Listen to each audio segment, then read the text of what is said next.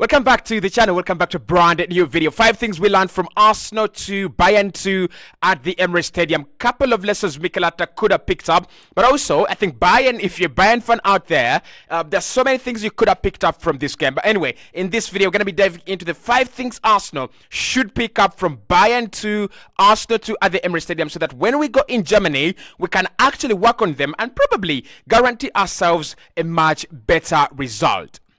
Number 1. Mistakes outdid us, and that was the topic in this game. Mistake after mistake after mistake after mistake.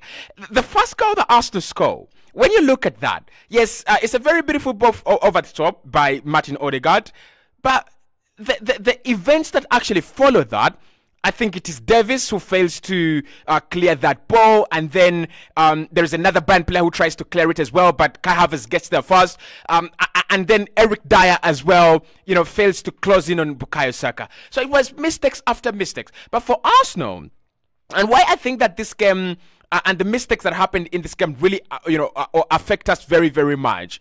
This is it. You look at the first goal, right? You look at the first goal. Gabriel could have dealt with that better.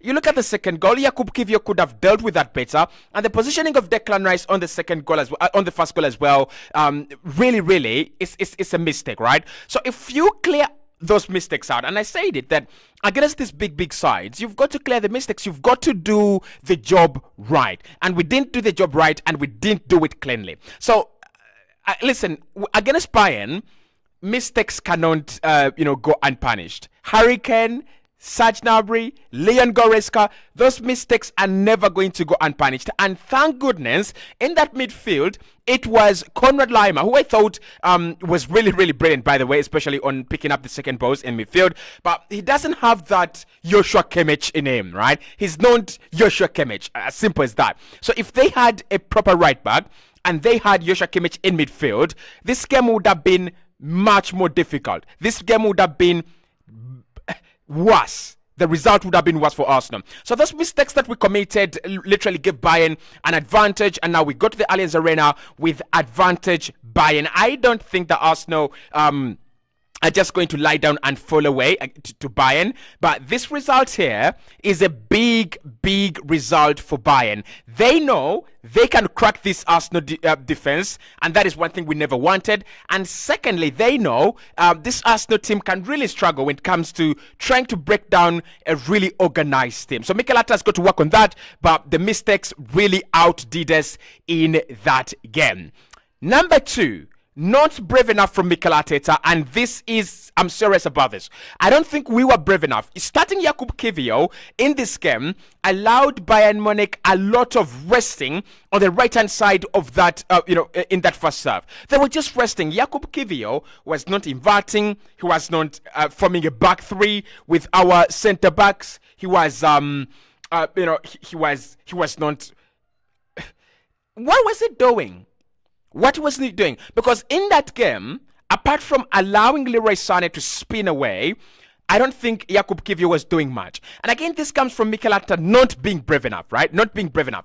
Because if he's brave, and he knows this is the Emirates Stadium, and he knows Bayern are out of form, and he knows that we can control this game, you start Tomiyasu for me, right? You start Tomiyasu because Tomiyasu has got that ability to bomb up high up the pitch and help out with Gabriel Martinelli, who I thought in this game was purely isolated, really isolated. There was a lack of support. Jakub Kiwior was not really supporting in any way, shape or form, and when Declan Rice looked to support, it was insufficient. So for me, Mikel Arteta should have been braver. He should have been braver. Play Thomas Partey and allow Declan Rice to bomb up, up and down the pitch. Odegaard was a little bit, deeper as well. He was the guy picking up the ball in deeper areas. I don't like that because, when Odegaard is the guy, dropping deep, that means that in that area where he's supposed to operate, there is going to be a void, and he's either going to fill it by coming from deeper areas and coming into the space, which means that it's easy to track him, or no one is going to be there, or someone with less quality like Ben White is going to occupy that space. So I don't think we were brave enough. I don't think we were as active, as threatening as we should have been. This was at the Emirates Stadium. This was a Bayern side that had already showed you 10-20 minutes into the game that, well, we might lose this game, so we better be careful, right? And I think Arsenal, after getting that first goal, we relaxed a little bit. Yes, we did get a good chance through Ben White, but after that, what happened? What goes on? So I think Mikel Arteta should have been braver. And against Bayern at the Allianz Arena, this is now a big problem. Do we become brave, right? Do we become brave, or do we actually, be pragmatic? Because if you go out there to attack Bayern, they will absolutely skin you at the Allianz Arena. So it's a decision Mikel Arteta has actually got to make. Point number 3, energy, energy, energy. How many times have I said this in my match reactions, but also in my match previews before this game?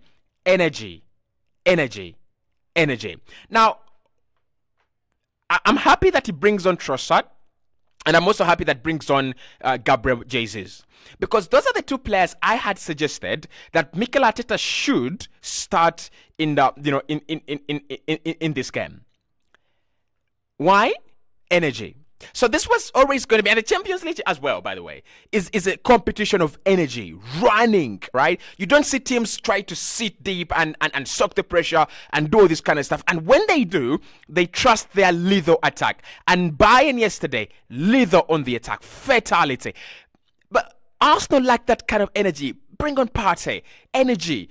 Leandro Trossard, bring him a little bit earlier. Energy. Gabriel Jesus, energy. I like Kai Havertz, but this was not his game to begin with.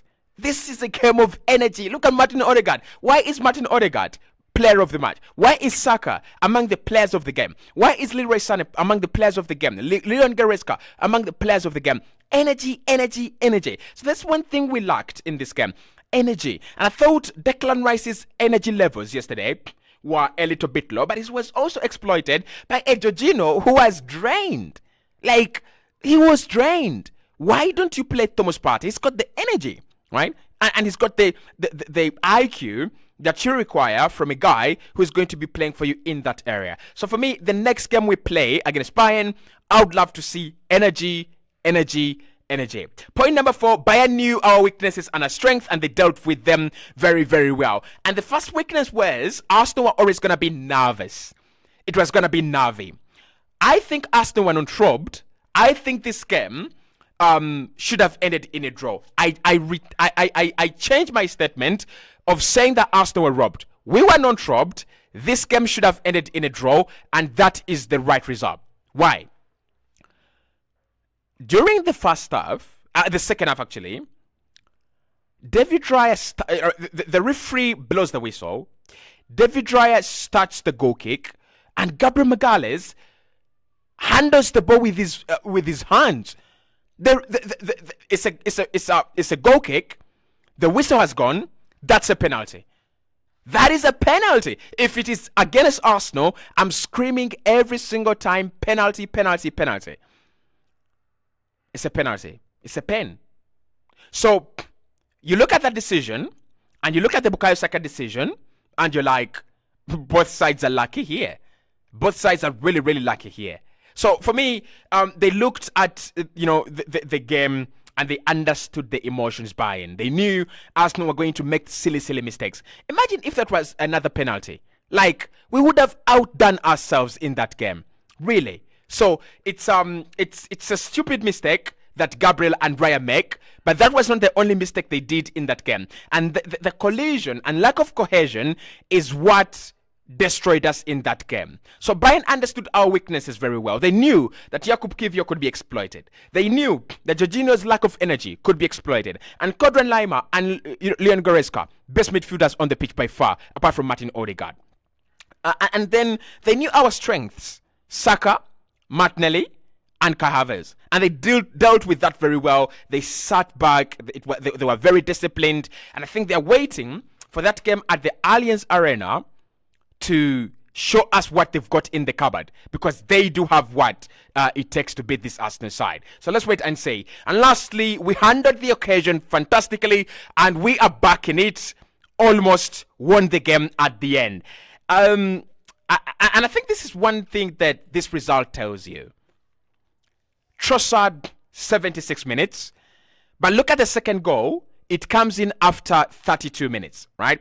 And, that result tells you that Arsenal, after conceding the second goal from an error, we rose up to the occasion. We stood up to the occasion, right? Apart from that penalty shoutout that Bayern should have got, rightly so, Bayern really didn't look to threaten very much, right? And the introduction of Alexander Zinchenko showed that Mikel Arteta had understood the game. And of course, he's one of the best in-game managers we have in the Premier League. And we also have in Europe as well. So, Arsenal turning the result around and pinning Bayern back and trying to, press the gas pedal against them, it was nice. It was very nice to see. And maybe Bayern now have questions in their mind. How are Arsenal really going to approach the second leg? Are they going to be open as they are, or they were, or are they going to be a little bit pragmatic and try to catch us on the break? If Bayern are pragmatic and Arsenal are pragmatic, we might see a 0-0 that will end up in penalties. But I still fancy... look, listen, I'm going to say something stupid here, right? I'm going to say something stupid. I still fancy Bayern now to go through. I do fancy Bayern to go through. I had fancied Arsenal. If we had gotten a 2-0 lead, I thought it would have been easier at the Allianz. Now I fancy Bayern. 9 out of 10, I really, really do think Bayern will go through. It's going to be a very difficult game at the Allianz Arena. You have Aston Villa before that. Then you have, Wolves after that. Then Chelsea and Tottenham. I think this is our end in the Champions League, honestly. And I know I'm annoying people here, but it's what I think right now. I could change my mind, but it's what I think right now, right? So those are the 5 things we learned in this game.